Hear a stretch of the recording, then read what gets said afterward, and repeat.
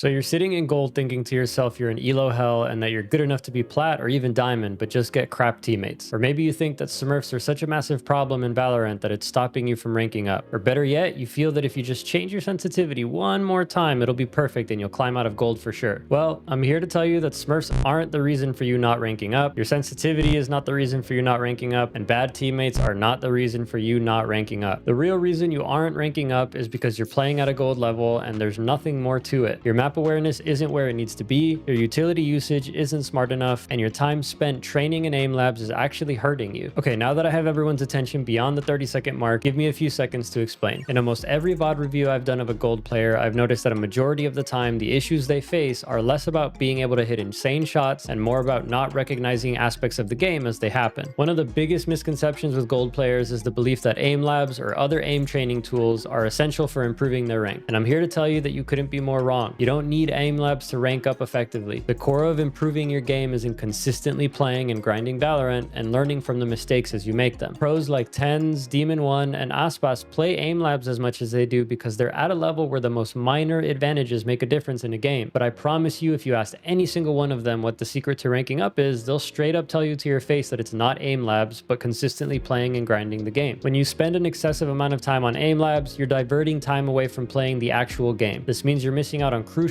in-game experiences, understanding how opponents position themselves, learning their peeking patterns, optimizing your crosshair placement for various angles on the map, understanding how utility is deployed. These elements are fundamental to improving your gameplay and climbing. Playing the actual game instead of aim labs provides context and applications for the skills that you're developing. When you're actively engaged in matches, you get to experience real-time decision making, map awareness, and opponent behavior. You learn how to react to different situations, anticipate enemy movements, and utilize your abilities effectively. Skills that aim labs doesn't simulate well enough. That being said, warming up is still important. A brief warm-up session and a deathmatch can help you get into the rhythm and ensure that you're feeling good before you jump into ranked games. The reality is that consistent practice within the actual game environment is way more beneficial to you. The more that you immerse yourself in the game, the better that you'll become at recognizing patterns, adapting to opponents, and mastering game mechanics. Everything you learn and refine through gameplay will contribute to your improvement naturally. So instead of over-focusing on aim training tools, dedicate more time to playing the game and let your skills develop organically. Map awareness is actually another one of the most common issues I see with gold players, and it's surprising how often in this rank people completely ignore their minimap, which is hands down the most important part of the game beyond utility. If you're serious about getting better at this game, you need to master the art of map awareness, especially if you're playing roles like initiator or controller, where understanding the broader state of a round is super important. Map awareness isn't just about glancing at the minimap occasionally, it's about integrating it into your decision-making process. The minimap provides vital information that can help you make those informed choices. Where is the enemy? Where are your teammates positioned? Are they outnumbered? Do they need any of my utility on site or at choke points? How many enemies are there around the map? You can answer all of these questions just by looking at your minimap throughout a round instead of just looking at your field of view. There's a really useful guide for when to focus on your minimap. If you have your knife out, it's time to look at the minimap. When you're in a fight or your gun is out, your primary focus should be on the immediate surroundings and the engagement that you're taking. This isn't a rigid rule, and you should still glance at your minimap during engagements to stay aware of potential threats and opportunities and vice versa, but you have to be more careful when doing that and learn to be quick about it. And really, the goal here is to avoid tunnel visioning, when you're so focused on your crosshair and current engagement that you lose sight of the bigger picture. By regularly checking your minimap, you'll start to notice patterns and gain a better understanding of how the enemy is positioning themselves round to round, where your teammates are likely to be, and how to better coordinate with your team. Just look at how often Boaster is looking at the minimap in this clip. He's constantly checking it, because the more information he can gather for the team, the more of an informed decision that he can make on what the team should do. In ranked, you obviously aren't IGLing for your team, but you can absolutely relay that information to your team so they can try and make informed decisions and avoid tunnel visioning themselves. Developing strong map awareness takes practice and a shift in focus from purely aiming and shooting to also considering the broader game environment. Start by making it a habit to glance at your minimap regularly, and you'll find that your overall game sense and decision making will probably improve. Utility usage is hands down the one issue that frustrates me the most when I review gameplay of people in gold or generally in lower elo. Use your utility. It isn't this precious resource that needs to be saved for the perfect moment. If you aren't using your utility regularly, then you aren't playing Valorant. You're just playing colorful CSGO. I see duelists not using their utility to create any space or pressure on sites. I see initiators simply refusing to throw their utility anywhere to gather information for the team. And for all you initiators out there, when your utility gets information that someone is not in a position you are trying to get information on, that's still very good information to have, so use your utility. I see controllers focus so hard on fights that they forget that they have the strongest utility in the game in smokes, and I see sentinels just forgetting the fact that they can keep space anywhere on the maps or sites teammates or their team. And for those of you who will inevitably say in the comments, well, I would use my utility if my teammates played off of it, how in the world are they supposed to even try to play off of it if you never use it? Use your utility, and if your teammates don't play off of it this round, do it again next round, and then do it again every single round after that. Eventually your team will find a way to play off of it, but if you don't ever give them a chance to do so and you stop trying, then they're not going to be able to play off of your utility anyway. At the end of the day, you have to remember that you're in gold because you're playing at a gold level. You're in control of how you rank up. Of course, you're going to run into the teams with smurfs or the toxic teammates, but those are not the norm, so start focusing on how to improve your game. Be sure to give this video a thumbs up if you liked it, subscribe if you loved it, and leave a comment or join my Discord if you want to geek out over Valorant stuff. I appreciate you watching, and I'll see you in the next video.